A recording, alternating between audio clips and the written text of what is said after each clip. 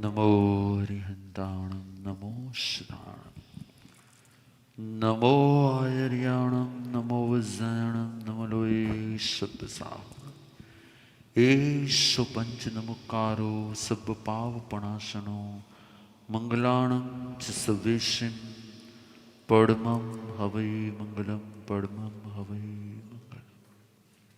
Yes Bhagwati સૂત્ર બોલો.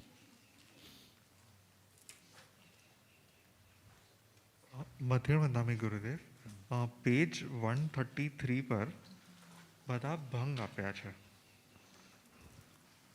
જે ક્રોધ ઉપયુક્ત, માન ઉપયુક્ત, માયા ઉપયુક્ત અવસ્થા વખતે એ લોકોના શું શું ભંગ થાય છે. તો એમાં જે ભંગ જે છે, જ્યારે પણ શાશ્વત હોય છે ત્યારે 27 થાય છે, અને જ્યારે અશાશ્વત થાય છે ત્યારે 80 થાય છે. તો એ શેના બેસિસ ઉપર એ ગણ્યું છે? તો નરકની અંદરમાં જગન્ય આયુષ્ય, મધ્યમ આયુષ્ય, ઉત્કૃષ્ટ આયુષ્ય, અલગ અલગ પ્રકારના શું છે ત્યાં આયુષ્યવાળા છે. તેવું બની શકે જેમ અહીંયા બતાવ્યું છે, પ્રત્યેક નરકમાં જગન્ય સ્થિતિવાળા નરકો શાશ્વત હોય છે. અનેક નરિકો ક્રોધ ઉપયુક્ત હોય છે. એટલે જે ભાંગા બનાવ્યા છે, કઈ રીતે ભાંગા બનાવ્યા છે લોકોએ? એક ક્રોધી એક માની એક માઈ, એક ક્રોધી અનેક માની અને એક માઈ, અનેક ક્રોધી એક માની એક માઈ, અનેક ક્રોધી અનેક માની એક માઈ, આવા જેટલા આપણે ભંગ બનાવ્યા છે. તો એ ભંગની અંદરમાં અલગ અલગ અલગ પ્રકારની ત્યાંની સ્થિતિઓ છે. તો અસંખ્યા સમય અધિક સ્થિતિથી ઉત્કૃષ્ટ સ્થિતિ પરીને નારકો પૂર્વોક્ત ક્રોધ બહુવચનાંત સત્ય જ ભંગ થાય છે. આ સ્થિતિવાળા નારકો સદા શાશ્વત હોય છે. કેટલાક શાશ્વત નથી હોતા. તો જે શાશ્વત નથી એના કોઈ ભંગ બનતા નથી. શાશ્વત નથી, હા, એમાં 80 ભંગ કન્સિડર કર્યા છે. તો કે આ થાય અથવા ન પણ હોય. આલામાં તો હોય હોય હોય હોય હોય આવશે. ઓલામાં આ નથી, આ છે, આ છે, આ નથી, આ હોય, આમ નથી, અનેક છે, એક નથી, એક છે, અનેક નથી, એવી રીતે ભાંગા કરી દીધા છે એની અંદરમાં. યસ. એટલે આનાથી એક ક્વેશ્ચન એવો સમજાણો કે જ્યારે શાશ્વત જે છે, જ્યારે જગન્ય છે, ત્યારે સર્વ ક્રોધ ઉપયુક્ત ગણ્યા છે. અને જ્યારે વિદાય થાય છે, કેમ કે જે જગન્ય સ્થિતિવાળા છે એમાં ક્રોધ છે એ શાશ્વત વાળા છે. એમાં ક્રોધી તો શાશ્વત હોય છે, કેમ કે નરકની અંદરમાં સૌથી વધારે શું હોય? ક્રોધ હોય છે. એટલે એ તો શાશ્વત છે જ. હોઈ શકે કે જગન્ય સ્થિતિવાળામાં ક્યારેક માનવાળા ન મળે, ક્યારેક માયાવાળા ન મળે, પણ ક્રોધવાળા તો શાશ્વત હંમેશા મળે છે. એટલે ક્રોધનો ભંગ તો રહેશે જ. માન માયાનો ભંગ હોય અથવા ન હોય, ઓછો હોય વધારે એવું થશે એમ કરીને. પણ ક્રોધવાળો ભંગ છે એ ક્યારેય ઓછો નહીં થાય, એ ક્યારેય નહીં હોય એવું નહીં બની શકે. એટલે આપણે એવું કન્ક્લુઝન કરી શકીએ કે જ્યારે પેલો જગન્ય એટલે કોઈ પણ નરકમાં કોઈ પણ સમય ક્રોધી ન હોય એવું ન બને. કોઈ પણ સમયે કોઈ પણ નરકમાં ક્રોધી ન હોય એવું ન બને. એવું બની શકે કે માની નથી, માયાવી નથી, લોભી નથી, એવું બની શકે. બધા ક્રોધી છે અથવા બધા ક્રોધી છે, થોડાક માની છે, થોડાક માની છે, થોડાક માયાવી છે, પણ લોભી નથી એવું બની શકે. પણ ક્યારે પણ ક્રોધી નથી એવું બની શકે? તો કે ના, નરકમાં ક્રોધ સિવાયની નરક હોય જ નહીં. એટલે જ્યાં જ્યાં પણ ક્રોધ છે ત્યાં ત્યાં નરક હોય ને હોય જ. જ્યાં જ્યાં પણ ક્રોધ છે ત્યાં ત્યાં નરક હોય ને હોય જ. નરક છે ત્યાં ક્રોધ હોય ને હોય જ. સાપેક્ષ છે. આ બધા ભંગ બતાવ્યા છે અહીં, એક એક ભંગો બતાવ્યા છે અહીં. કોઈ પણ જીવ જે છે એમાં ચારે ચાર કસાય તો વિદ્યમાન, ચારે ચાર કસાય વિદ્યમાન હોય છે. ચારે ચાર કસાય ફરતા પણ હોય છે. એક મુહૂર્તની અંદરમાં ચારે ચાર કસાય આવતા પણ હોય છે. પણ ત્યાં બહુલતા અને અલ્પતાની વાતચીત છે. અહીંયા બહુલતા હોય તો ક્રોધનું માનો કે એક મુહૂર્તમાં ચારે ચાર કસાય ફરવાના હોય તો 47 મિનિટ સુધી ખાલી માત્ર ક્રોધ રહીએ, અને 47 થી 48ની વચ્ચે માન માયા લોભ આવીને ફરી પાછો ક્રોધ આવી જાય, અને ક્રોધ પાછો 47 મિનિટ સુધી રહીએ, અને ફરી પછી 1 મિનિટની અંદર માન માયા લોભ આવી જાય. માન માયા લોભના ત્યાં કારણો જ નથી. શેનું માન કરે? નરકની અંદરમાં માન કરે તો શેનું કરે? પોતાની પાસે શું છે? માન ક્યારેય સ્વનું નથી હોતું, પરનું હોય છે. આ સિદ્ધાંત યાદ રાખવાનું. માન ક્યારેય સ્વનું નથી હોતું, હંમેશા પરનું હોય છે. પોતાનું નથી હોતું, પોતાની પાસે શું છે એનું હોય છે. આત્માને ક્યારેય આત્માનું માન નથી હોતું. આત્મામાં જ્ઞાન હશે તેનું માન હશે, ધન હશે એનું માન હશે, પત્ની હશે એનું માન હશે, પરિવાર હશે માન હશે. એટલા માટે હંમેશા માટે અહંકાર, માન ક્યારેય પોતાના માટે નથી હોતો. એ હંમેશા માટે પર માટે હોય છે, અથવા પર સાપેક્ષ હોય છે. તો નરકની અંદરમાં કોઈ પર હોતું જ નથી, કે પર સાપેક્ષ ક્યાં હોતું નથી. પોતાનું શરીર બચાવી શકવાની સ્થિતિમાં નથી, પોતાનું શરીર સાચવી શકવાની સ્થિતિમાં નથી, તો બીજું કરે તો કોનો અહંકાર કરે? અચ્છા, ચીટિંગ કરવા માટે હંમેશા માટે બુદ્ધિનો પ્રયોગ જોઈએ. બુદ્ધિ જ્યારે સ્થિર થાય છે ને ત્યારે ચીટિંગ થાય છે. બુદ્ધિ જ્યારે અસ્થિર હોય ત્યારે પણ ચીટિંગ નથી થઈ શકતી. આમ કરું પછી આમ કરું તો આમ કરી લો, તો એ જે કાંઈ ગણિતો થાય બુદ્ધિના, એ કરવા માટે એની પાસે કોઈ સમય જ નથી. નરકના નારકીઓ લોભ કરે તો કરે શેનો લોભ કરે? પોતાના શરીરનો લોભ કરે, પોતાના શરીરનો પરિગ્રહ કરે, પોતાના નરકનો પરિગ્રહ કરે, પોતાના ભવનનો પરિગ્રહ કરે. એટલે એની પાસે કન્ટિન્યુ માત્ર જે લોકો એને પીડા આપી રહ્યા છે એના પ્રત્યે એની અંદરમાં શું છે? એટલે શાંતિથી બેસી શકે એવું નરકમાં કંઈ છે નહીં. અને અશાંતિમાં પણ ક્રોધ સિવાયની કોઈ અશાંતિ નથી. એટલે બાકીનો તો એક જેને કહેવાય કે શાશ્વત પારિણામિક ભાવ હોવાથી, આ શાશ્વત એવી ક્ષોભસમિક ભાવ હોવાથી ક્રોધમાન માયા લોભ, ક્રોધમાન માયા લોભ, ક્રોધમાન માયા લોભ બુદ્ધિમાં આવે જ છે. માટે એટલે એમાં પણ એવું છે કે એને માન માયાના લોભ મોસ્ટલી પ્રદેશ સુધીથી ખપી જતા હોય. કેમ કે એને માન માયા લોભનું વિપાક ઉદય થઈ શકે એવું વિપાક જ નથી કોઈ જગ્યા પર. વિપાકના કોઈ કારણો નથી. વિપાકના કેમ કે વિપાક નિમિત્ત વગર થતો નથી, એવું મેં તમને પહેલો સિદ્ધાંત આપી દીધો. વિપાક કોઈ પણ કર્મનો વિપાક નિમિત્ત વગર થતો નથી. અને નરકની અંદરમાં માનનું કોઈ નિમિત્ત નથી, માયાનું કોઈ નિમિત્ત નથી, લોભનું કોઈ નિમિત્ત નથી. શેનો લોભ કરે તો શેનો લોભ કરે? કે ના બે નારકી, ચાર નારકી, આ ચાર નારકી મારા છે ને ઓલા નથી, એને મારી માટે બહુ લાગણી છે ને એ નથી. એવું પણ કાંઈ છે નહીં કાંઈ ત્યાં. અને કોઈ માટે કોઈ લાગણી નથી, કોઈ પ્રેમ નથી, કોઈ રાગ નથી, કોઈ મારું નથી, કોઈ પરાયું નથી, કોઈ બીજું કાંઈ છે જ નહીં કાંઈ. એટલે નારકીઓ નરકના 33 સાગરોપમ સુધી મહત્તમ કાળ પ્રદેશ સુધીને કારણે તેને એમ કહી શકાય કે માન કે માયા કે લોભ છે. બાકી તો 33 સાગરોપમ તે હળહળતા ક્રોધમાં જ છે. નરકના નારકી પાસે ક્રોધ સિવાયનું કોઈ નિમિત્ત નથી, ક્રોધ સિવાયનું કોઈ કારણ નથી, ક્રોધ સિવાયના કોઈ રીઝન નથી, અને ક્રોધ સિવાય કંઈ કરી શકે એમ નથી. અને એ પછી એની મૂર્ખતા ક્યાં છે? એક તો એને કર્મનો ઉદયને કારણે દુઃખ આવે છે, અને એ જે દુઃખ આવે છે એ દુઃખના જેટલા નિમિત્ત છે, યા તો પરમાધામી છે, યા તો કોઈ પદાર્થ છે, એના પ્રત્યેને દ્વેષ જ થઈ. આને કારણે આમ થયું, આ કારણે આમ થયું. એટલે પદાર્થ પ્રત્યેનો દ્વેષ અને વ્યક્તિ પ્રત્યેનો દ્વેષ, પરમાધામી પ્રત્યેનો દ્વેષ, આના સિવાય એની પાસે કાંઈ છે જ નહીં કાંઈ. એટલે નરકમાંથી આવેલા લોકો પણ હોય છે એ ભયંકર ક્રોધી હોય છે. કેમ કે ક્રોધના સંસ્કાર ઘૂંટીની આવ્યા છે. એટલે આખો જે બધા ભાંગા બને છે, પણ શું ત્યાં નથી જ હોતું? તો કે એવું નથી. એક ક્ષણ માટે કંઈ હોઈ શકે છે, કેમ કે એના પાસ્ટના સંસ્કારો છે એટલા માટે. એટલે જેટલા પણ લોકો અહીંયા ક્રોધ કરે છે અથવા ક્રોધના નિમિત્ત બને છે, તે યા તો નારકી બને છે યા પરમાધામી બને છે. જે બીજાને ક્રોધ કરાવે છે એ બધા પરમાધામી બને છે, કેમ કે ક્રોધના નિમિત્ત રૂપ છે. એની સામે આપણે એટલે ગુરુને પણ જો આપણે ગુસ્સો કરાવતા હોય તો આપણે ગુરુ માટે પરમાધામી જ છીએ. ગુરુ માટે પરમાધામી છે. મસ્તીની વાત છે, પણ વાત છે. અને વાત ખોટી નથી, પણ યાદ રાખજો. વાત સાચી છે એવું નથી, પણ વાત ખોટી નથી, યાદ રાખજો. કેમ કે ભગવાને કહ્યું છે શું? નિયમ વિચંડમ પકરંતી સીસા. યસ. ગુરુદેવ, એની સામે આપણે જોઈએ તો તિર્યંશ ગતિનું એક અલગ ઓલું છે. મનુષ્ય ગતિમાં લોભની બાકીની ત્રણ ગતિઓ જે છે ને એમાં ક્રોધમાન માયા લોભ ચારીના નિમિત્તો છે. છતાં પણ દેવલોકની અંદરમાં પરિગ્રહના નિમિત્ત વધારે છે. દેવલોકમાં પરિગ્રહ નિમિત્ત વધારે, મનુષ્યની અંદરમાં માનના નિમિત્તો જ વધારે છે. તિર્યંશમાં માયાના નિમિત્તો જ વધારે છે. કેમ કે તિર્યંશનું પ્રત્યેક ભોજન મોટા ભાગે માયાપૂર્વક જ ઊભું થાય છે.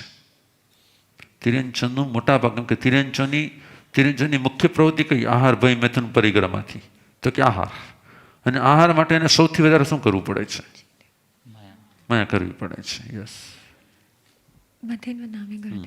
ગુરુદેવ, આના જ કનેક્શનમાં એક હજી ક્વેશ્ચન હતો કે આપણે જ્યારે આગમમાં ગાથા છે એ પ્રમાણે વાંચીએ તો એમાં એવું આવે છે કે જેટલા પણ જગન્ય સ્થિતિવાળા નારકીઓ છે તે જીવો અને સર્વ ઉત્કૃષ્ટ સ્થિતિવાળા નારકીઓ છે તે જીવો. તો તેમાં જે ક્રોધ છે તે અનેક ગણો એટલે અનેક જીવોને ક્રોધ છે એ જે અપેક્ષા અલ્પસ્થિતિવાળો જે છે ને અલ્પસ્થિતિવાળા એને વધારે ક્રોધ હોય, અને જે લાંબી સ્થિતિવાળા જેટલા હોય ને જી એને હવે શું થાય, યુઝ ટુ થાય. 10 કરોડ વર્ષથી મને ગુસ્સો કરતા જ બધું હેરાન થતા જ હોય, એટલે પછી ધીરે ધીરે ધીરે ધીરે આ લોકો સંસારીઓના લગ્ન કેમ લગ્નમાં એ લોકો યુઝ ટુ થઈ ગયેલા હોય, એમ પછી એ લોકો નરકમાં નારકી પણ યુઝ ટુ થઈ ગયેલા હોય.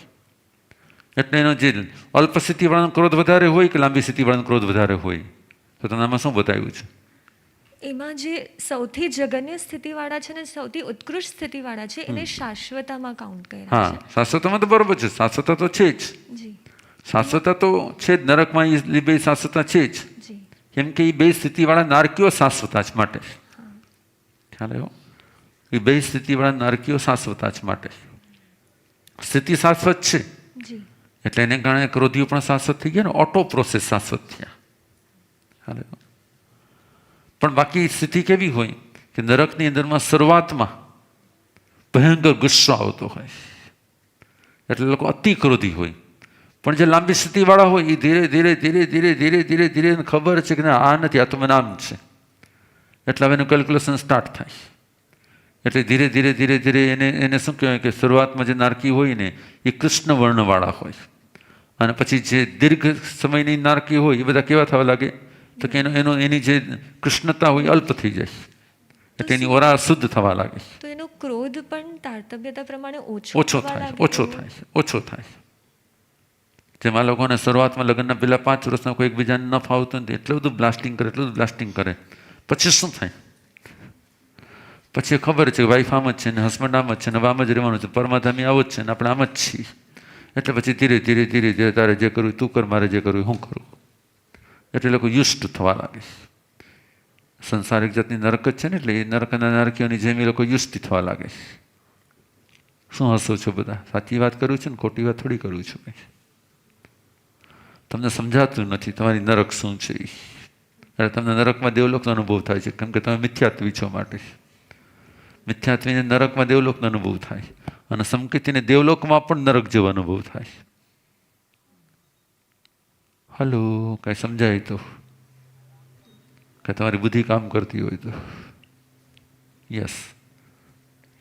એટલે એક અપેક્ષા આપણી સમજી શકીએ કે નારકીની જે જગન્ય સ્થિતિ જગન્ય ઉત્કૃષ્ટ સ્થિતિ શાશ્વત છે, સ્થિતિ શાશ્વત છે માટે નારકીઓ પણ શાશ્વત છે. નેક્સ્ટ. મથન વંદામી ગુરુદેવ.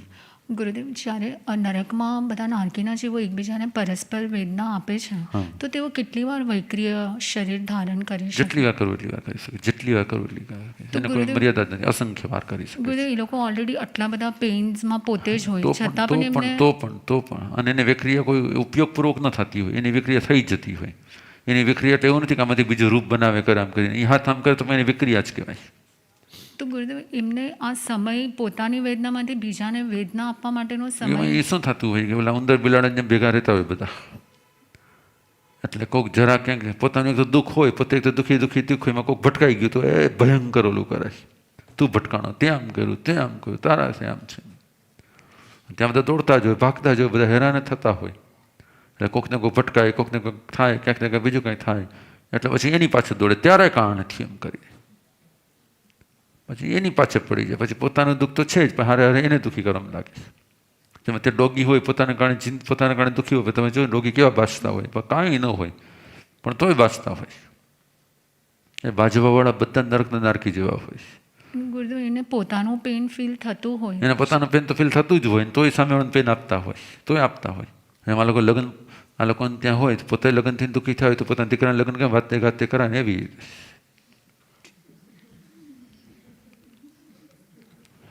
એટલું બધું આપણી અંદરમાં દ્રઢતાથી એમ ઘેરાઈ જવું જોઈએ, આમ સંસ્કાર થઈ જવા જોઈએ કે કોઈ ભાવમાં જેવી લગ્નની વાત આવે ને એટલે અંદરમાં સીધો અવાજ આવવો જોઈએ, ના એટલે ના, આ તો થાય જ નહીં, હું આમ કરી જ ન શકું. એ સંસ્કાર જ આવી જવા જોઈએ. અને આવી રીતે જ આવે, જ્ઞાનની એક એક વાત કરતાં કરતાં કરતાં એમાં વચમાં નાખી દેવાની વસ્તુને. આપણે એમ થાય કે સબ્જેક્ટ તો આ ક્રોધમાન માયા લોભના ભંગનો છે, એમાં ગુરુદેવ લગ્નની વાત કેમ નાખી દે છે? લગ્નની વાત એટલા માટે નાખવામાં આવે છે કે આપણી અંદરમાં સંસ્કાર જ થઈ જવા જોઈએ કે કોઈ ભવની અંદરમાં કોઈ ગમે એવી લાગણી આપવાનું ટ્રાય કરે ફસાય નહીં. આ ભવમાં તો શું તમામાંથી 80% ફસાઈને પછી આવ્યા છો, માંડ માંડ મેં છોડાવ્યા છે. એટલે બરાબર ને? કોકને કોક મળી ગયું તો આ તો મન છોડાવ્યા હતા. બરાબર, બોલો. ગુરુદેવ પેજ 137 પર એક લાઈન વિવેચનમાં એવી આવે છે કે વિગ્રહગતિ વાળા નારકોના તેજસ કાર્મણ શરીર અશાશ્વત હોય છે. બરાબર છે. પણ એમાં શું વિગ્રહગતિમાં થતું? વિગ્રહ ગતિ બે ટાઈપની હોય, વિહાય ગતિ બે ટાઈપની. એક ઓલી એક સમયવાળી હોય, છે. એક ઓલી અનેક સમયવાળી હોય. છે. તો અનેક સમયવાળી હોય એનું તો તેજસ કાર્મણ શરીર હોય જ, અને તેજસ કાર્મણની ઓલી ઉપસ્થિતિ હોય જ. પણ જે એક સમયવાળા જે હોય એનું અહીંયાનું છૂટું છે અને ત્યાંનું હજી મેળવે. પણ તેજસ કાર્મણ શરીર તો આપણે કહીએ છીએ કે એ સાથે જ ટ્રાવેલ કરે છે. સમય છે ને, સમય બહુ અલ્પ છે. અને સમય જે ગાળો જે છે, 1, 2 ને 3 માં તો હજી પણ તમને 2 સમયનો સમય મળે છે. ત્યારે એક સમય કેવો સમય છે? અહીંયાથી મૃત્યુ છે કે ત્યાં જન્મ છે, એની વચ્ચે કાંઈ છે જ નહીં કાંઈ. તો એ જે છે અશાશ્વત છે કે શાશ્વત છે? એ અવસ્થા કેવી છે? એ અવસ્થા એની કેવી છે? અશાશ્વત અવસ્થા કહેવાય કે શાશ્વત અવસ્થા કહેવાય? એટલે ગુરુદેવ એક જગ્યાએ એવી પણ ડેફિનેશન આવે છે કે વિગ્રહગતિ ને અવિગ્રહગતિ.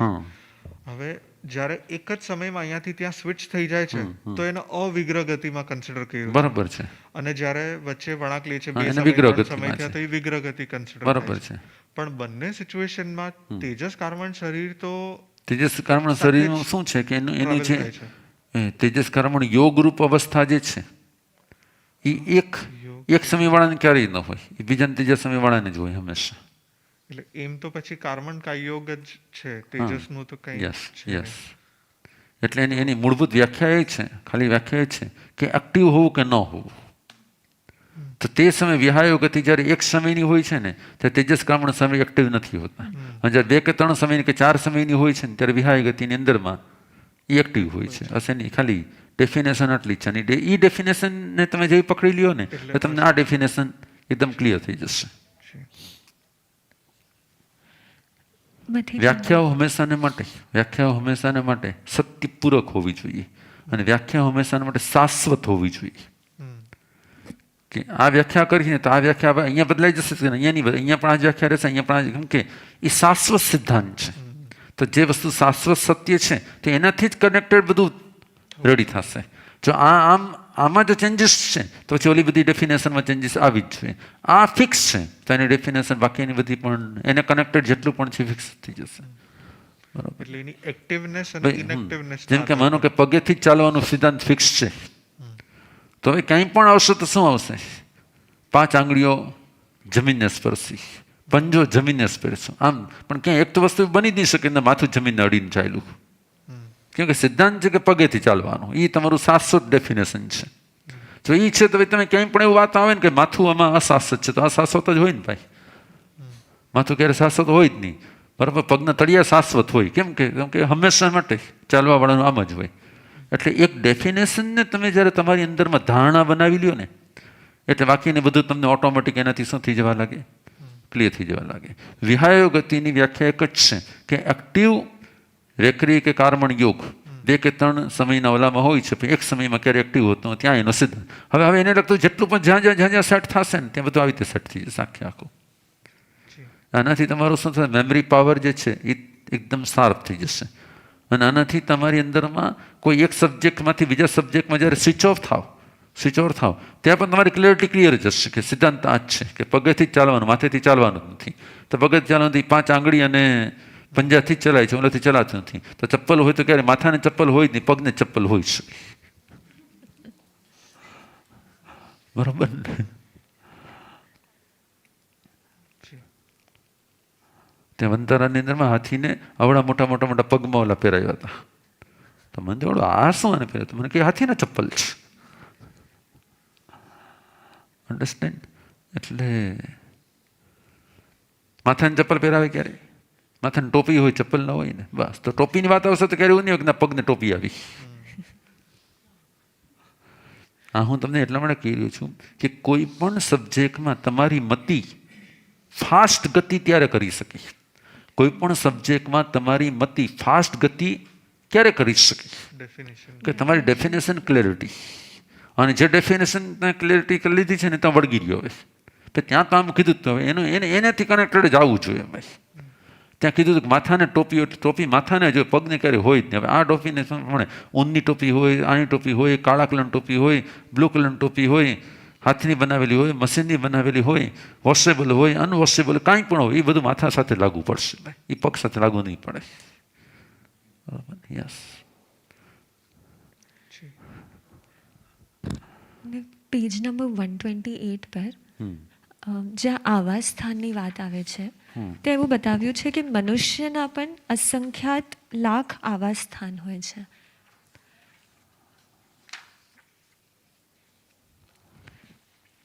પૃથ્વી એક જીવન અસંખ્યાત લાખ આવાસ ગયા છે, તે જ પ્રમાણે જ્યોતિષી જીવન અસંખ્યાત લાખ આવાસ ગયા છે. તેવી રીતે મનુષ્યનું ક્યાં બતાવ્યું છે? પેજ નંબર 128 થર્ડ ગાથા પર પૃથ્વીકાય, અપકાય, તેજસ, વાયુકાય, વનસ્પતિકાય, 3 વિકલેન્દ્રિય, તિર્યંશ, પંચેન્દ્રિય અને મનુષ્યના વિવેચનમાં આવે છે. 128.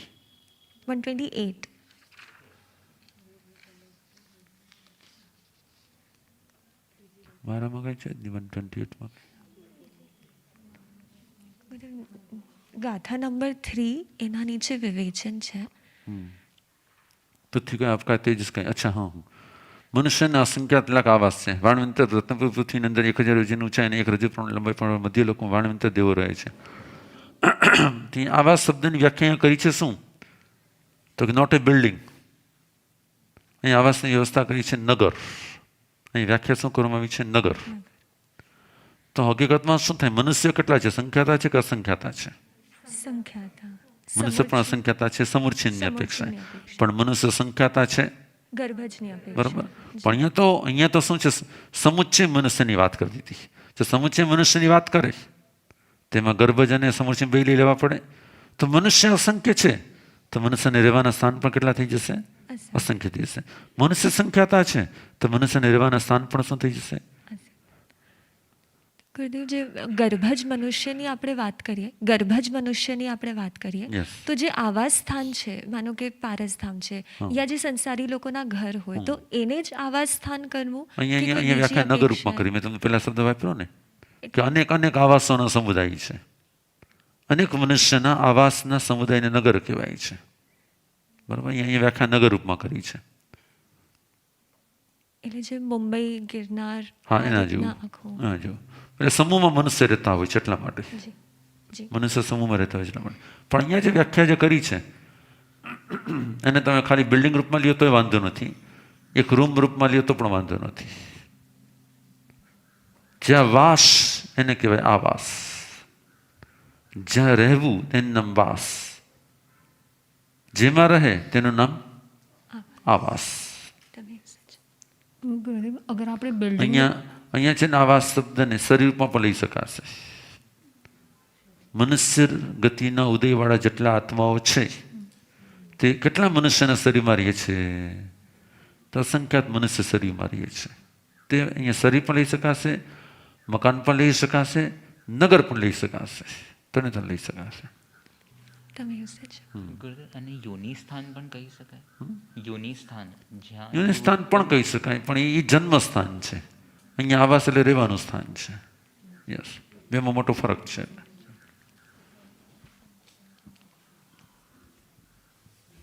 નેક્સ્ટ. મથેણ વંદામી ગુરુદેવ. ગુરુદેવ, ઉદ્દેશક 6 145 પેજ નંબર.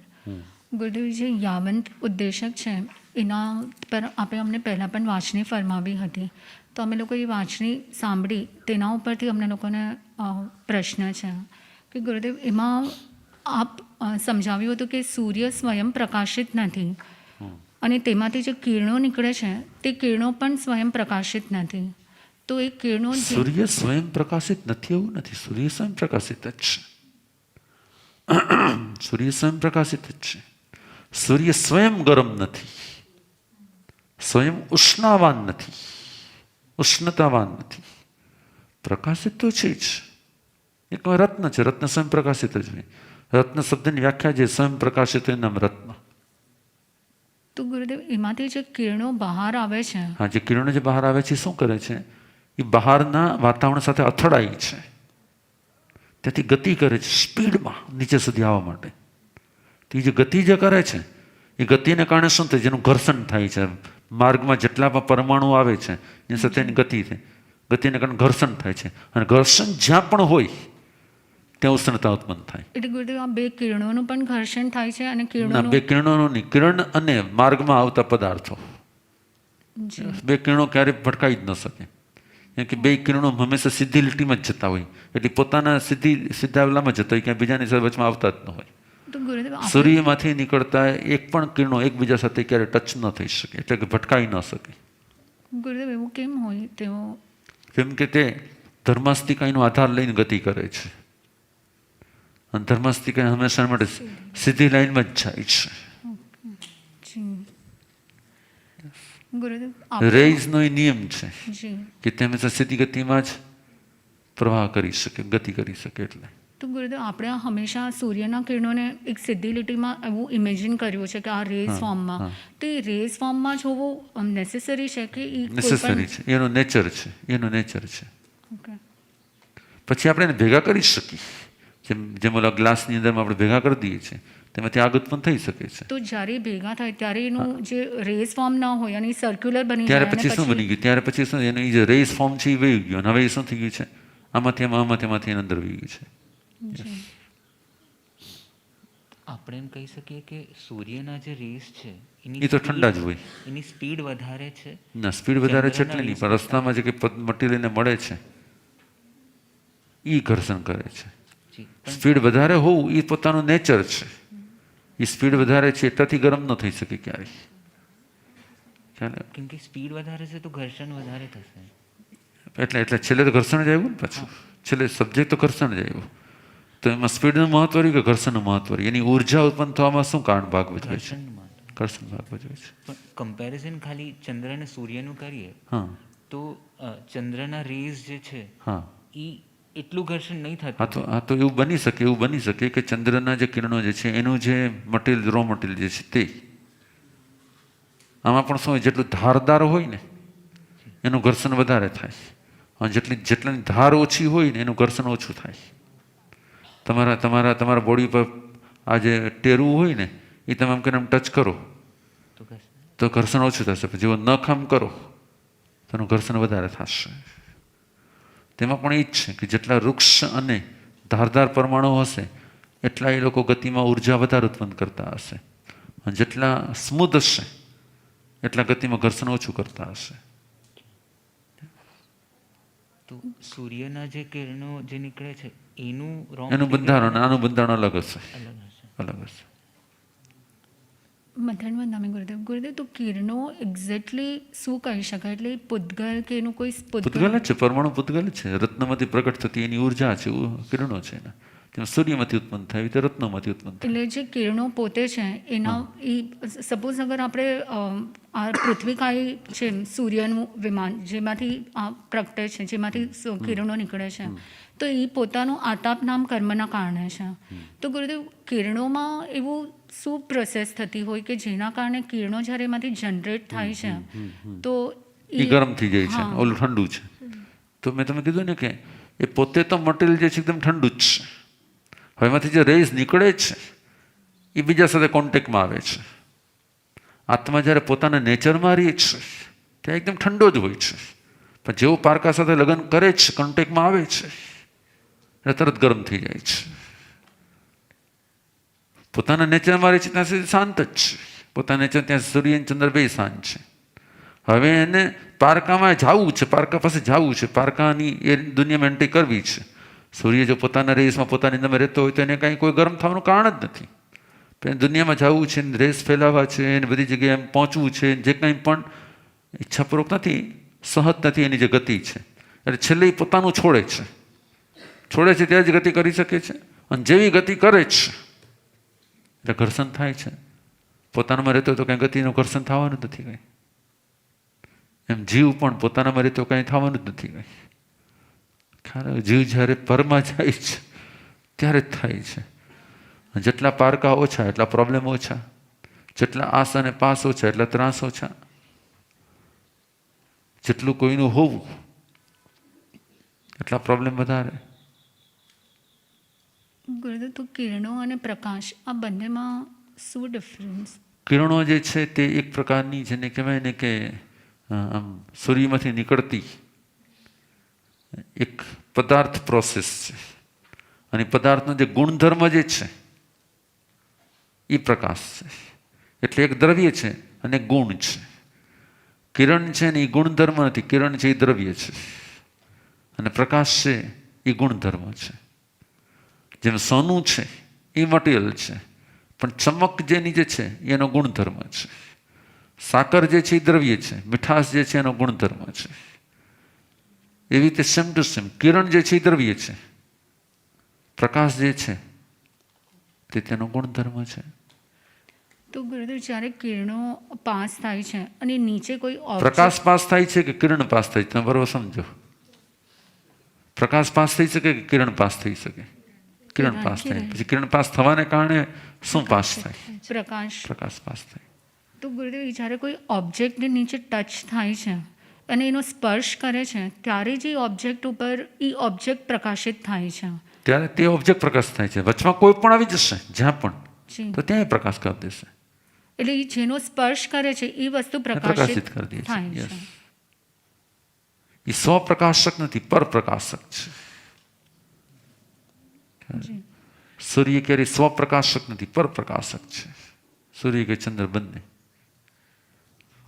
ગુરુદેવ, તો ચંદ્રના પણ રેઝ નીકળે છે અને સૂર્યના પણ નીકળે છે, તો એ લોકોના રેઝમાં શું ફરક? કેમ મેં કે તમને કીધું ને, રેઝનું જે બંધારણ જે હશે એ દ્રવ્ય થઈ ગયું, મટીરિયલ થઈ ગયું. તો મટીરિયલ જે હશે એ સ્મૂથ પણ હોઈ શકે, કરકરું પણ હોઈ શકે છે, વૃક્ષ પણ હોઈ શકે છે, સ્નિગ્ધ પણ હોઈ શકે છે, બધા ટાઈપના પરમાણુ હોઈ શકે છે. તો આના જે પરમાણુ જે ત્યાંથી જે નીકળતા હશે રેઝના, એ સ્નિગ્ધ હશે, વૃક્ષ નહીં હોય. એ સ્મૂથ હશે, એ કરકરા નહીં હોય. એટલે એને જ્યારે રેઝ નીકળે, ચંદ્રમાના રેઝ નીકળે છે ત્યારે તે આપણે શીતતાનો અનુભવ કરાવે છે. અને આના જે છે કર્કશ હશે, વૃક્ષ હશે. ઈ ગરમ ઠંડાની સાથે સાથે આપણે જોઈએ તો સૂર્યના પ્રેઝન્સમાં બધે અજવાળું થઈ જાય છે.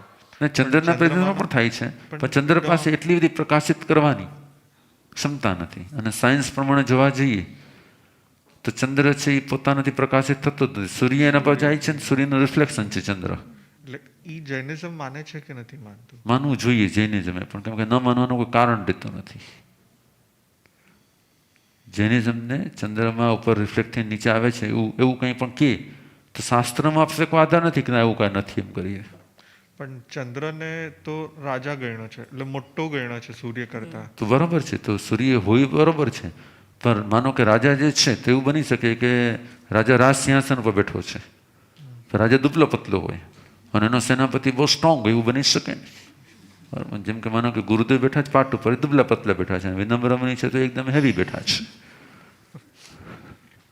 તો એવું બની શકે કે ના બની શકે?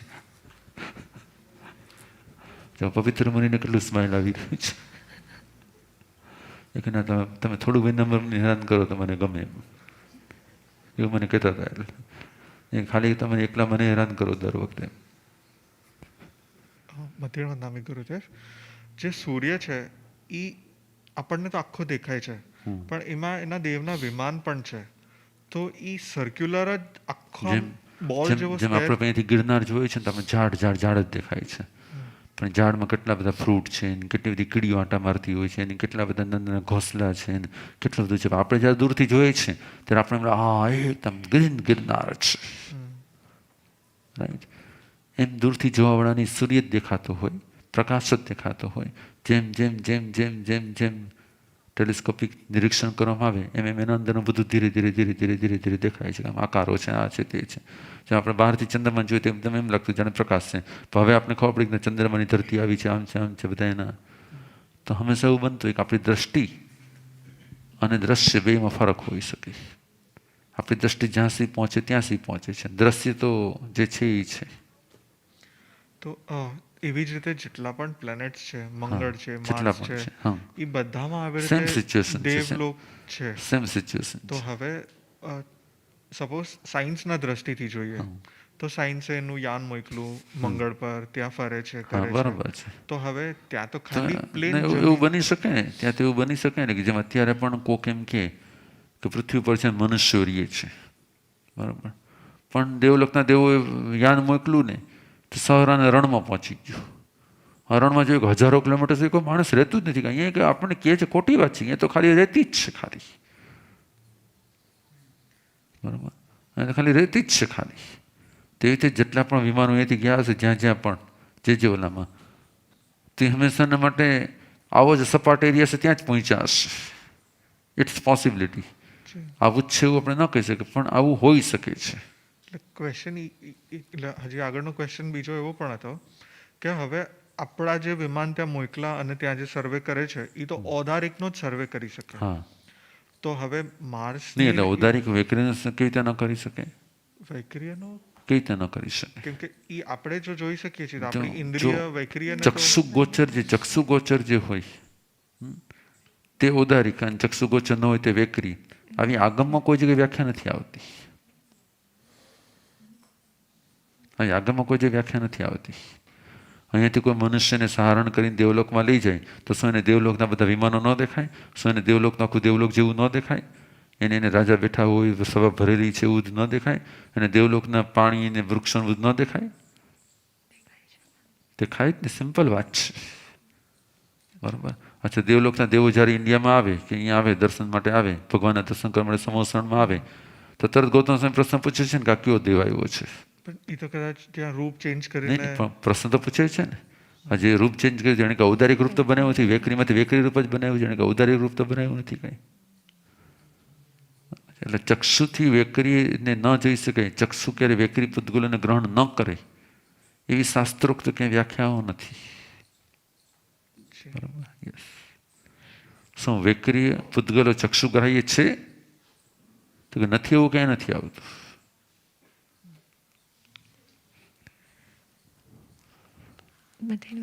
ત્વમેવ સત્યમ. યસ. ગુરુદેવ, આપે જે કહ્યું કે સાયન્સમાં જે પ્રમાણે આવે છે કે અગર મૂનનું જે લાઇટ છે એ સન થ્રુ મળે છે એવું આપણે કન્સિડર એકવાર અગર કરીએ તો પછી એ બે લાઇટમાં, એ બંને રેઝમાં ડિફરન્સ શું? કે એકનું વાયાથી રિફ્લેક્ટ થયું ને. તો લાઇટ સેમ છે બંનેના કિરણો સેમ છે, પણ ના ના ના ના, એ જે રિફ્લેક્ટ થાય છે તેની પર ચંદ્રની સરફેસની અસર થઈ જતી હોય. જેમ એનું એક્ઝામ્પલ તરીકે માનો કે તું નાયગરા ધોધની નીચે ઊભા હોય કોઈ, અને ત્યાંથી જે ડોલમાં પાણી ભરે એ પાણી, હવે ડોલનું પાણી જે છે એ કોઈને આપે તે બેયના જે પાણીના જે ઓલા હોય એમાં ફરક પડી જાય કે ન પડી જાય? એટલે ધોધને કારણે ફીણ ફીણ ફીણ એકદમ હોય અને આમાંથી એકદમ લાગે જાણે સ્થિર પાણી છે. પાણી તો એનું જ છે, તો એનું ઓલું બદલાઈ ગયું ને આખે આખું. ને ગુરુદેવ, જે આપણે કિરણો કહીએ એ કિરણો જ્યાંથી પણ આપણને પ્રકાશ મળે, પછી આપણે એક ટ્યુબલાઇટ કન્સિડર કરીએ, બલ્બ કન્સિડર કરીએ, શું એ બધામાં પણ કિરણો જ હોય છે? કિરણો જ હોય. પછી કિરણોને પ્રભા કે છાયા કે એવું કોઈ પણ અલગ અલગ નામ આપવામાં આવે. એને પ્રભા કે છાયા કે એવું કોઈ બીજું કોઈ પણ નામ આપવામાં આવે. ગુરુદેવ, એક ક્વેશ્ચન એ હતો ક્લેરિટી માટે કે જે આતાપ નામ કર્મ છે તે આતાપ નામ કર્મની ડેફિનેશન અગર આપણે હરેક ઓલા પ્રમાણે સેટ કરીએ તો જે ગરમ, જે ઠંડુ છે સ્વયં પણ તેના કિરણો ગરમ પડે તે જ ડેફિનેશન રૂપે. અત્યારે આપણે આમ તો આ જ ડેફિનેશન આપીએ છીએ કે જે રત્ન માંથી પ્રગટતા કિરણો, જે રત્નોમાંથી પ્રગટતા કિરણો ઉષ્ણ થઈ શકે છે તેવી રત્નોની દશાને, તે રત્નોના જીવોના કર્મોને આતપ નામ કર્મ કહેવાય છે. આતપ નામ કર્મના ઉદયથી રત્નનો પ્રકાશ ઉષ્ણ થઈ શકે છે, જે તાપ આપી શકે છે. એવો જેના કિરણોનો પ્રકાશ છે તેવા જીવોના કર્મને આતપ નામ કર્મ કહેવાય છે.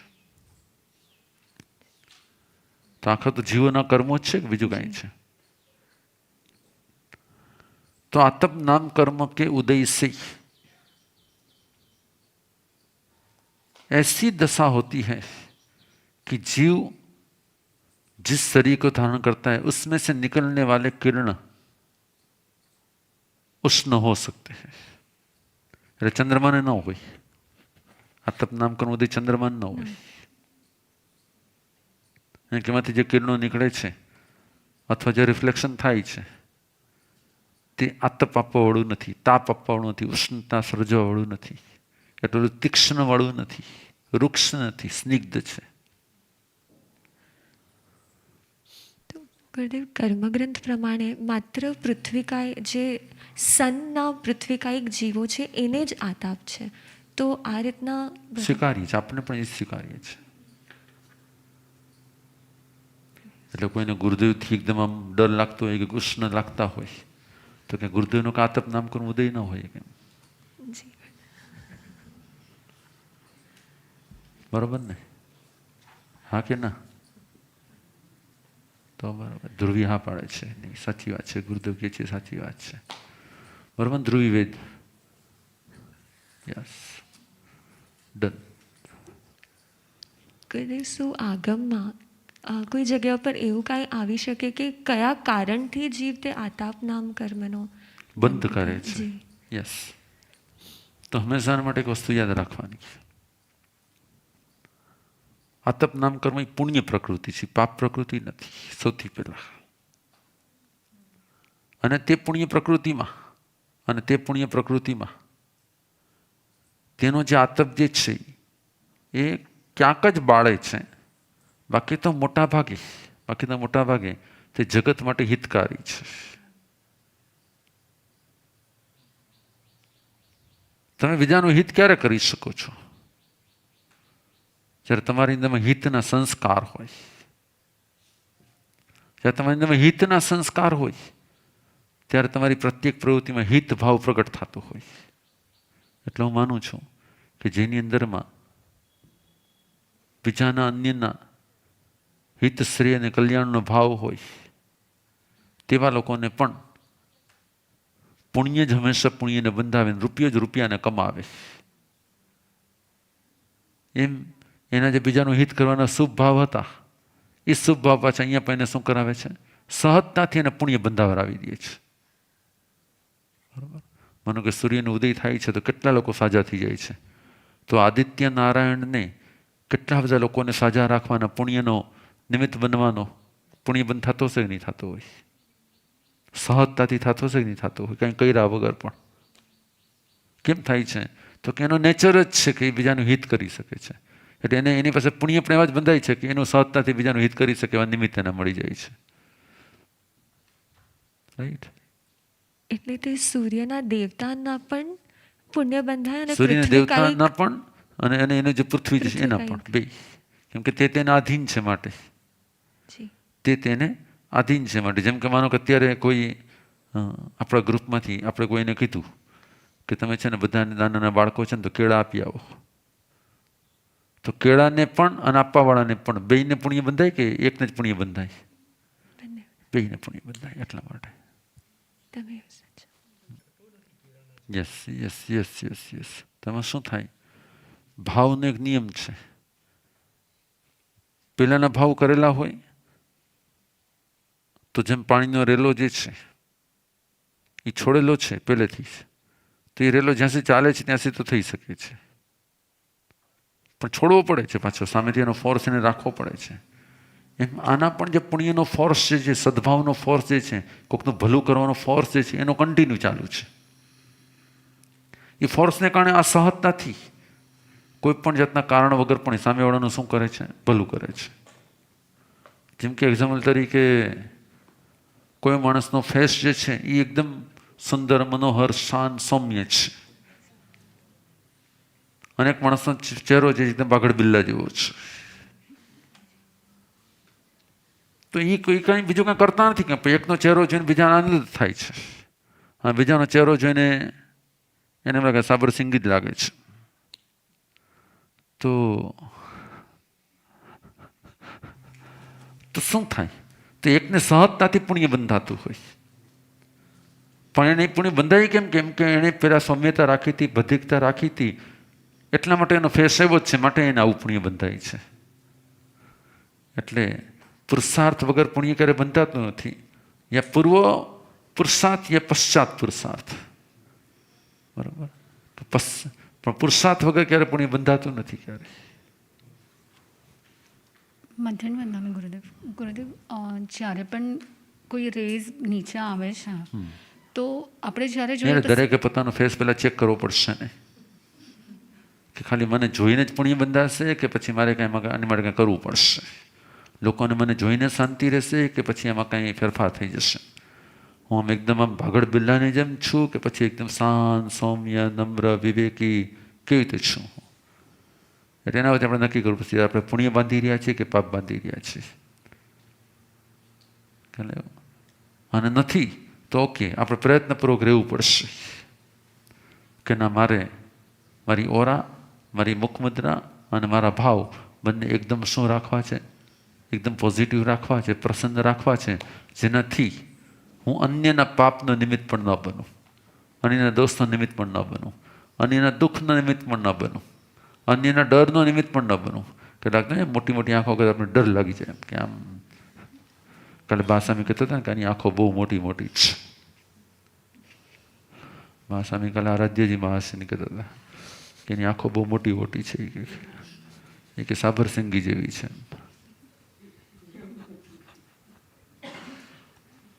એ કે જોઈને જ અડધી રાતે કોઈ ડરી જાય કે. મહાસ્વામી કહેતા હતા, હું નતો કહેતો. યસ, આખી દુનિયા સાંભળી રહી છે, કાલ જો આવીને તમને બધા કહેશે.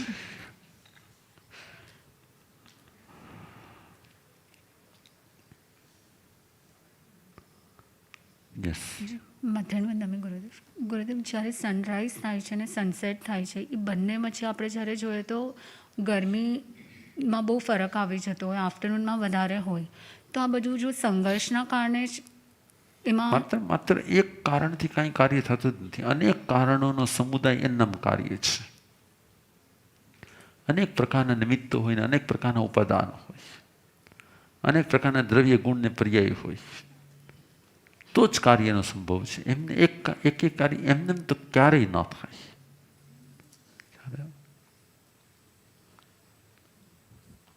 જી જી જી.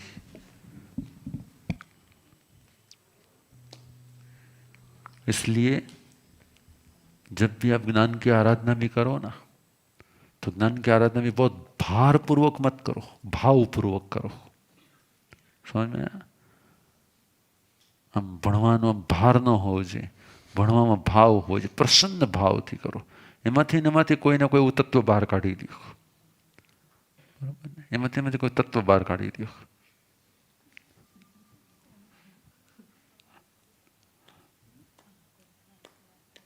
નહીં તો શું થશે કે તમને લોકોને જોઈને મને એમ થશે હું ક્યાં આવી ગયો છું, આમ ક્યાં એમ. મોટા ભાગના લોકો પોતાના ફેસથી પુણ્ય બાંધતા હોય કે પાપ બાંધતા હોય. મોટા ભાગના લોકો પોતાના ચહેરાથી પુણ્ય બાંધતા હોય કે પાપ બાંધતા હોય. મોટા ભાગના લોકોના ફેસ સામેવાળાને પ્રેમ ઉપજાવતા હોય કે ડર ઉપજાવતા હોય કે દ્વેષ ઉપજાવતા હોય કે અણગમો ઉપજાવતા હોય. ભગવાનનો ફેસ કેવો હોય? ડર ઉપજાવે કે સૌમ્યતા ઉપજાવે? મંગલતા ઉપજાવે, પ્રેમ ઉપજાવે કે આમ ડર ઉપજાવે? મોટા ભાગે. પછી ઠીક છે, હાલિક નામના ખેડૂતને થઈ જ શકે, બાકીનાને શું હોઈ શકે? તો પ્રભુનો જે ભક્ત હોય એનો ચહેરો પણ કેવો હોય? એને જોઈને સામેવાળા પુણ્ય બાંધે એવા હોવા જોઈએ કે એને જોઈને સામેવાળાને પાપ બંધે એવું હોવું જોઈએ? કેવો હોવો જોઈએ? Right, yes. इसलिए हंसते चेहरे वाले होने चाहिए कि फिर डेंजर चेहरे वाले होने चाहिए? प्रभु का भक्त कैसा होना चाहिए? हंसते चेहरे वाला होना चाहिए ना? यस. तो हम जहां जाए वहां पे क्या करें? हम तो सिर्फ चेहरा बता के पुण्य बांध लेते हैं. क्या हम तो सिर्फ फेस बता के पुण्य बांध लेते हैं? किसी ने कहा कि इतना काम कैसे हो जाते हैं? हम कहते हैं हम हंसता चेहरा रखते हैं इसलिए हर काम हो जाता है. क्योंकि हंसते चेहरे से क्या होता है? पुण्य बंद होता है, और रोते चेहरे से पाप बंद. समझ में आ गया क्या सब लोगों को? यस. હવે તમે તે વ્યાખ્યાન આપવા જાઓ અને પછી ત્યાં તમારો ચહેરો ભારેખમ હોય તો સામેવાળા સમજી જાય કે અહીંયા કંઈ જવા છે, ડર લાગે છે એની પાસે જવામાં કંઈ કામ. समझने वाले समझ जाओ. यस क्या इसलिए क्या करो, भले आप संसार में हो मुझे मालूम है, लेकिन हस्बैंड के सामने भी थोड़ा हंसता चेहरा रखोगे तो आपको वो आदत हो जाएगी हंसता चेहरा रखने की. तो फिर जब प्रवचन दोगे तो प्रॉब्लम नहीं होगा. क्या ये नए नए कपल आए ना, ध्यान में रखना, चेहरा क्या रखना, भार में रखना कि भाव में रखना. अजयभाई શું કરવું જોઈએ, ભાવમાં કે ભારમાં? એટલે આમ તો આખી દુનિયા સામે તમે હસતા રહ્યો, પણ જેવું કોમલની સામે જાઓ એટલે આમ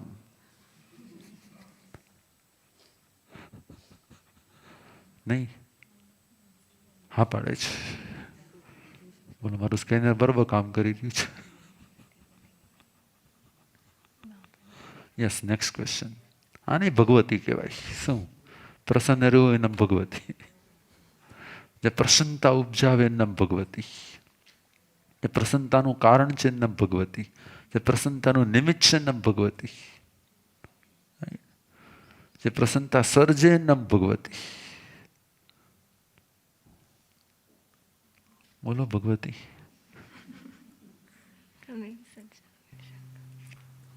મધ્યાહન વંદનામી ગુરુદેવ. ગુરુદેવ, આપણે ક્યારેક જ્યારે કોઈક દેવોનું આગમન થાય ત્યારે જે મહાપુરુષો હોય તે એને નિહાળી શકે કે જોઈ શકે, પણ સામાન્ય વ્યક્તિ ત્યારે જ ત્યાં બે એવું નથી. નિયમ એક જ છે કે દેવો પોતાના શરીરને દ્રશ્યમાન અને અદ્રશ્યમાન બંને રાખી શકે છે. જ્યારે તેઓ અદ્રશ્યમાન રાખ્યું હોય ત્યારે મહાપુરુષો પણ જોઈ શકતા અને બીજો કોઈ પણ જોઈ શકતો નથી. અને જે દ્રશ્યમાન રાખ્યું હોય ત્યારે બે પ્રકારે દ્રશ્યમાન રાખી શકે છે. જેને દેખાડવું તેને દેખાય, જેને ન દેખાડવું તેને ન દેખાય. તો એને ખબર જ છે કે આ મને સમજી શકશે એટલે એની સામે દ્રશ્યમાન થાય છે, અને આ મને સમજી નહીં શકે એટલે માટે એ અદ્રશ્ય છે. ગુરુદેવ, આ જ સ્પેસ ઉપર સપોઝ આવે, જેમ કે સમોસણ છે, સમોસણમાં માનો કે દેવ આવી ગયા, બરાબર, તો સમોસણમાં ભગવાન એમ જ કહે છે કે ગૌતમ આદિ બધાએ જેવા પણ દેવલોકના દેવને જોયા કે આ દેવ આવ્યા છે એમ કરીને, અને આવું નૃત્ય કરીએ છીએ, આમ કર્યા છે, આવું આવું કરીએ છીએ, તો આખી સભા તેમને જોઈને મંત્રમુગ્ધ થઈ ગઈ. તેના મિનિંગ શું થયું? સમોસણમાં જેટલા બેઠા હતા બધાને દેખાઈ રહ્યું છે, ખાલી મહાપુરુષને દેખાય એવું જરૂર નથી. તો કે દેવલોકના દેવ ઉપર આધારિત છે, એને કેવું રૂપ બનાવવું છે. બધા દેખાય એવું, કોકને દેખાય એવું કે કોઈને ન દેખાય એવું.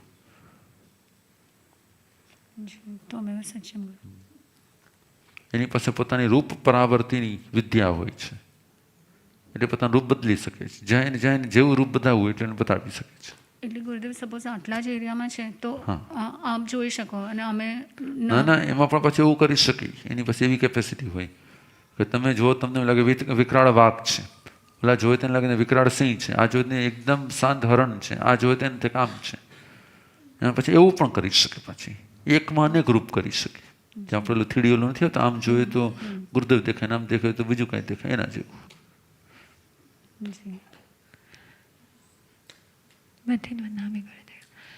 ગુરુદેવ, આપે 2016માં જ્યારે આ ટોપિક સમજાવ્યો હતો ત્યારે આપે કીધું હતું કે આપણે કોઈ પણ દ્રવ્યને ત્યારે જ જોઈ શકીએ જ્યારે કોઈ પ્રકાશ એના ઉપર રિફ્લેક્ટ થાય. તો એનું રિફ્લેક્શનના કારણે આપણે જોઈ શકીએ છીએ, એટલે જ આપણે અંધારામાં ન એના વગર આપણે ક્યારે જોઈ ન શકીએ.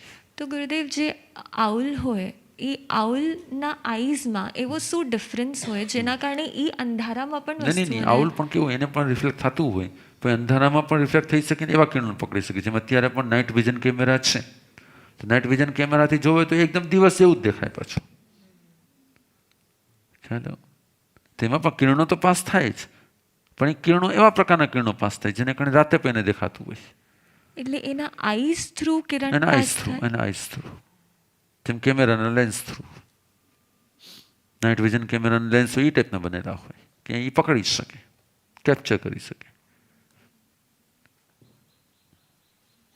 એટલે કાઉલ પાસે નાઇટ વિઝન કેમેરા હોય. એટલે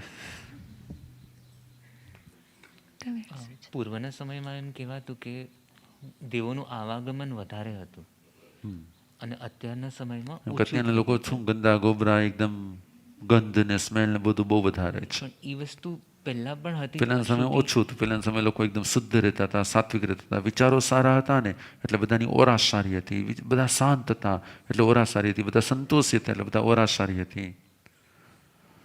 એટલે આગમમાં એમ આવે છે કે દેવોનું આવાગમન કેમ નથી થતું મનુષ્ય ક્ષેત્રમાં? હા, તો કેમ કે 500 યોજન સુધી ગરમ બધી ગંદકી ઉછળી રહી છે એટલા માટે. જી જી જી.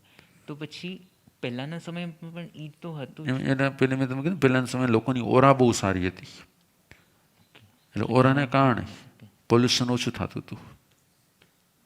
બરાબર ને? મધ્ય વંદામી ગુરુદેવ, અહીંયા પેજ 155માં લોકાંત અને અલોકાંત બે એકબીજાને સ્પર્શે છે એ વાત આવે છે. તો જે માનો કે મધ્યલોકને કન્સિડર કરીએ તો સૌથી છેલ્લો સમુદ્ર છે સ્વયંભૂ રમણ સમુદ્ર. એ પૂરો થશે, એના પછી ઘનોદધી, ઘનવાત, તનવાત અને પછી છેલ્લે એ તનવાત જે પૂરું થશે પછી અલોક ચાલુ થશે. તો આ બધી જ વસ્તુઓ આમ એકબીજામાં એકદમ બ્લેન્ડ થઈ ગઈ હોય કે જેથી કરીને એમ ડિફરન્સ ખબર ન પડે કે ક્યાંથી ધનોદધી પૂરું થયું, ધનવાત ચાલુ થયું, તનોદધી એટલે પૂરું થયું. બધું અનંતર જ હોય, પરંપરા કોઈ ન હોય, આમ છે અનંતર જ હોય. એટલે આમ મેકઆઉટ કરી શકીએ કે આ ડિફરન્સ છે કેટલું બ્લેન્ડ થી જતું હોય કે ખબર જ ન પડે કે ક્યાં ડિફરન્સ થાય છે ને ક્યાં ઓલું પૂરું થઈ જાય એને છે. ખબર પાડવા વાળાને ખબર પડી શકે, ખબર પાડવા જેને પાડવી છે એને ખબર પડી શકે. એટલે આપણે એમ કહી શકીએ કે છેલ્લું જે પાર્ટિકલ છે કે જે અલોકને સ્પર્શે છે એ તનવાત છે. જેમાં બતાવ્યું હશે પાતળી હવા છે, અને પછી હવા ત્યાંથી પછી પૂરી પૂરી થઈ થઈ જાય ગઈ છે. યસ. પણ એ પણ અસંખ્ય યોજન હોય પાછું. આપણે તો પૂરું થતું જ નથી, થતું જ નહીં, થતું જ નથી, આપણે એવું લાગે કરે તો પૂરું થાય ખરું. છે. પછી એટલે જ્યાં તનુવાય હોય ત્યાં પણ પછી અધર્મ શીખાય, આકાશ શીખાય, એ બધું તો હોય જ પાછું. ગુરુદેવ, પછી એક ક્વેશ્ચન આવે છે, રોહા અણગાર જે પ્રશ્ન પૂછે છે પેજ 160 ની ત્યાં ઈ તરફમાં કે પેલા ઈંડું આવ્યું કે પેલા મરઘી આવ્યું. તો ભગવાને કીધું કે બંને હતા અને બંને એવું કઈ ડિમાર્કેશન ન થઈ શકે પેલા કોણ પછી કોણ, બંને હતું જ. તો હવે અત્યારે આપણે જોઈએ તો ઘણા બધા બર્ડ્સ, ઘણા બધા એનિમલ્સ એક્સટિંક્ટ થઈ જાય છે એટલે એની કોઈ પ્રજાતિ જ બચતી નથી. તો હવે એવા સમયે ફરી પાછી જ્યારે એ કાળ આવશે અને એ ચાલુ થશે તો ત્યારે તો એમ થયું કે કાંઈક માંથી એ આવ્યું. હા, તો પછી એ કાંઈક માંથી આવ્યું ને કાંઈક માંથી જે આવ્યું એ શું હતું? એ પેલા મુરગી જ હતી. એટલે મુરગીના જે કંઈ પણ અંશ પેડાયા હશે જ્યાં પણ એને પાછું જેવું પાણી મળતું હશે તો સુકો પોગળ પરિસાડે સુવા. એ જે સુકાઈ ગયેલા પૂતગલો હશે એ પાછા શું થઈ રિવાઈવ થઈ જાય. જેમ અત્યારે પણ અહીંયા મગરો એવી ટાઈપના મગરો છે કે 10-20 વર્ષ સુધી આમને પડ્યા છે, એમ લાગે બધું ડેથ થઈ ગઈ છે એની. પણ જેવું એને પાણી રેડવામાં આવે એટલે 3/4 મિનિટ એકદમ આમ. એ તો મગરનું ઓલું એક નેચર છે. એવી રીતે આખી સૃષ્ટિનો નેચર છે આવું કે બધી જગ્યાએ જેમ કે આપણે એમ લાગે ને કે વરસાદ આવ્યો ને એક સાથે લાખો દેડકાઓ થયા, આખો દેડકા નથી થયા. એ એરિયાની અંદરમાં પેલા દેડકાઓ ખૂબ બધા ફેરા હોય અને બધા પોતાની ટોયલેટ કે આ તે બધું ત્યાં બધી જગ્યા પર કરેલું એટલે એને કારણે બધી જગ્યા પર દેડકાના કોષ પેડા હોય અને કોષની અંદરમાં એવી ક્ષમતા હોય કે જેવું એને પાણી મળે કે એને યોગ્ય પદાર્થો મળે એટલે પાછા એ જાગી જાય. પણ ઈ એમ જોઈએ તો એ તો સમોર્છિમ હતા એટલે કોઈ પણ સમોર્છિમ હોય કે ગર્ભ જ હોય, સમોર્છિમ હોય કે ગર્ભ જ હોય, કોઈ પણ હોય. સેલમાંથી સેલ બને, એની પ્રક્રિયા એ છે કે સેલમાંથી સેલ બને, સેલ ન હોય તો સેલ ન બને. અને સેલ હંમેશા માટે સુસુપ્ત રહી શકે લાખો કરોડો વર્ષો સુધી. પણ પેલા સેલ હતું એ સુસુપ્ત થયું છે એટલે પાછું એને પાણી નાખ્યું એટલે ફરી પાછું સેલ બની ગયું છે, એક્ટિવ સેલ બની ગયું છે. એક્ટિવ સેલ પાછું સુકાઈ ગયું છે તો ઇનએક્ટિવ સેલ થઈ ગયું છે, એના પાછું એને યોગ્ય નિમિત્ત મળી ગયું, પાછું એક્ટિવ સેલ થઈ ગયું છે. બરાબર. એટલે મુરગીમાંથી જ શું બન્યું? એક્ટિવ મુરગીમાંથી ઈંડાનો જન્મ થયો. હવે ઈંડું કેવું છે ત્યારે ઇનએક્ટિવ છે. હવે એ ફરી પાછું જેવું એક્ટિવ થયું એટલે એમાંથી એને મુરગીને જન્મ આપી દીધો, મુરગી પાછું ઈંડાને જન્મ આપી દીધો. એટલે ક્યારેય પણ એનો કોઈ એન્ડ છે કે એની કોઈ ફર્સ્ટ જેવું છે કે ફર્સ્ટ જેવું ક્યાં હોય જ નહીં શકે. તમે કાઢો એક પણ જગ્યાએ ફર્સ્ટને કાઢો કે આ ફર્સ્ટ કહેવાય તમને મળશે જ નહીં. એટલે ભગવાને શું કીધું? પવિમ બંતે અંડે પચ્છા કુકુડી, પવિમ કુકુડી પચ્છા અંડે, રોહા શેણ મંડે કો. અંડા શેમાંથી બને છે? પવિમ કુકુડીઓ, કુકડીમાંથી. સાણમ કુકડી કહો, કુકડી શેમાંથી બને છે? બંતે અંડી આવો, બંતે અંડામાંથી. એવામાં એવું રોહા, આવી રીતે જ રોહક. સહી અંડે સાઈ કુકુડી, પુવિમ પેત્તે પચ્છા પેત્તે, દોવી એ સાસીય ભાવા, અનાનું પુવિમ એસા રાહા. એમાંથી જ આ બને છે. એમાંથી કોઈ એની કોઈ શરૂઆત કરી જ ન શકો ક્યારેય.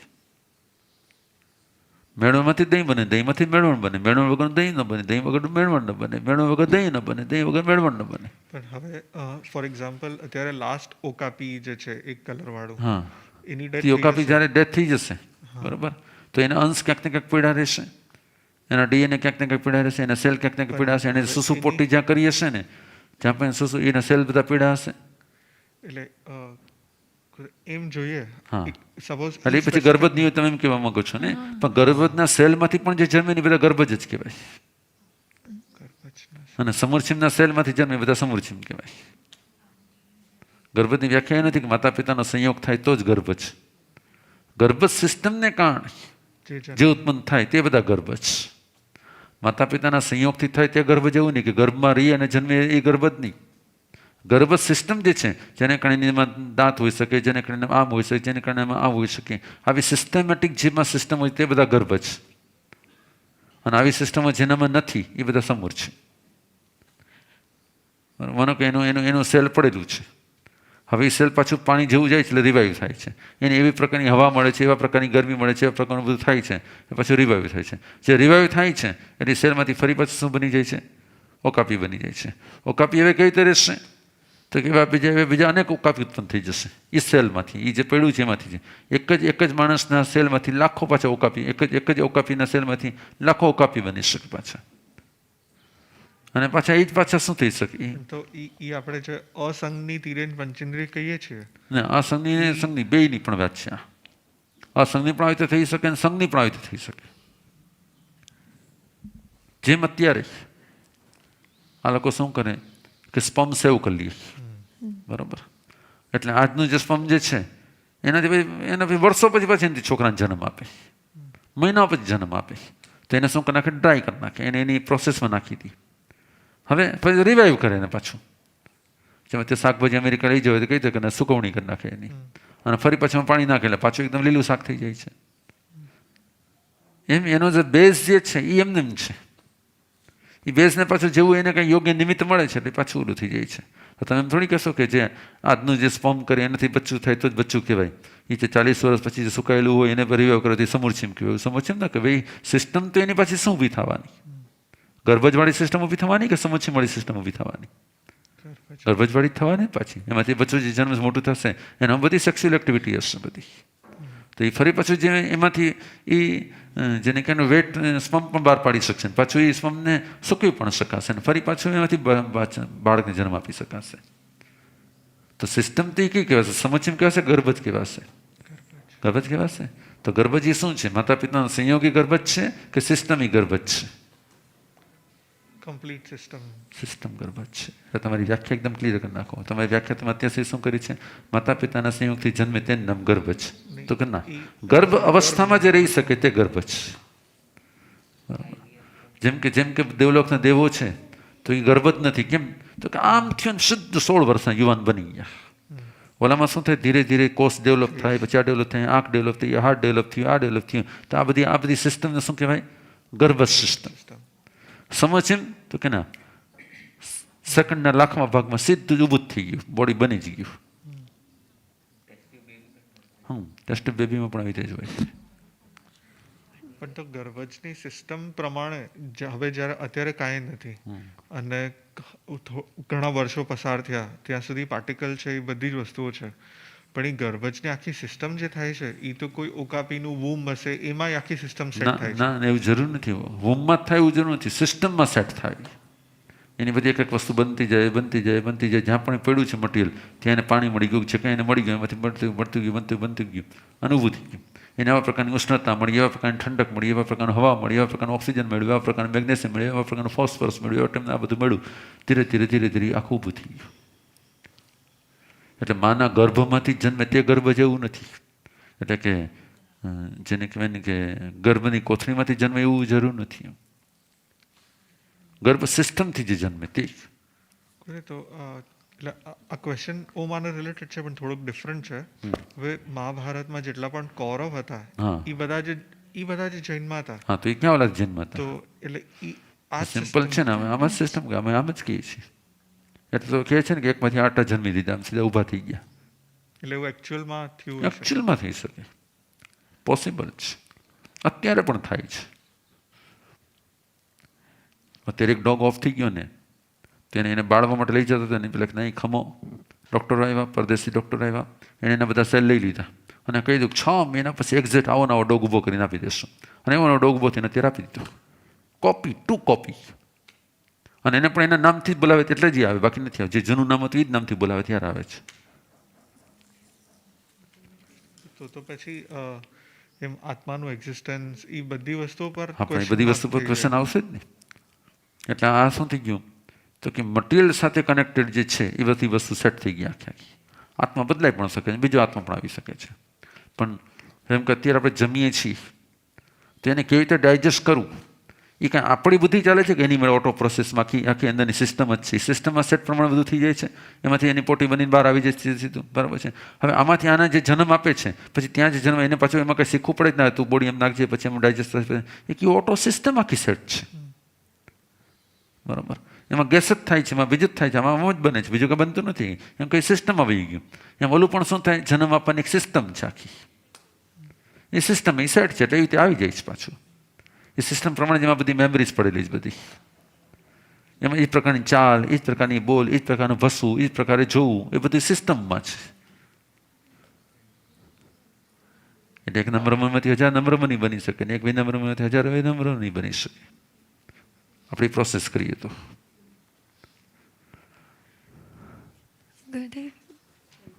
આમ ભગવાન કહે છે આજની વાચનામાં કોઈ પણ પ્રકારે પરમાત્માના ભાવોની વિરાધના થઈ હોય, હે અરિહંત પરમાત્મા ભાવપૂર્વક તસ્સમિચ્છામિ તુક્કડમ. હે ગુરુદેવ, જેમ ભગવાને કહ્યું છે જ્ઞાનસ્ય ફલમ વિરતિ, એમ જેમ જેમ શ્રી ભગવતી સૂત્રની વાંચનીમાંથી પ્રભુનું જ્ઞાન અમને પ્રાપ્ત થતું જાય છે, અમારામાં પણ સંસારમાં ન પડવાના સંસ્કારો દ્રઢ થાય. જ્ઞાન પ્રાપ્તિથી અમે આત્માનંદ પ્રાપ્ત કરીએ છીએ. આપનો અનંત અનંત ઉપકાર છે. આપ અમને આ અમૃત રસ પાન કરાવી રહ્યા છો. આપના આ અમૃત રસ પાન માટે અત્યંત અહોભાવથી વિનયપૂર્વક વિનય પ્રતિપતિ આપના ચરણોમાં અર્પણ કરીએ છીએ. हमको सुनाई सबको सुहाई, धन्य है जिनवाणी गुरुवर, धन्य है जिनवाणी, धन्य है जिनवाणी गुरुवर, धन्य है जिनवाणी. तमेव सत्यं निशंकं वाणी अमृत सार है, तमेव एवमेयं भन्ते जिनवाणी सुखकार है. सदहामि भन्ते पतयामि भन्ते, रोएमि फासेमि पालेमि भन्ते.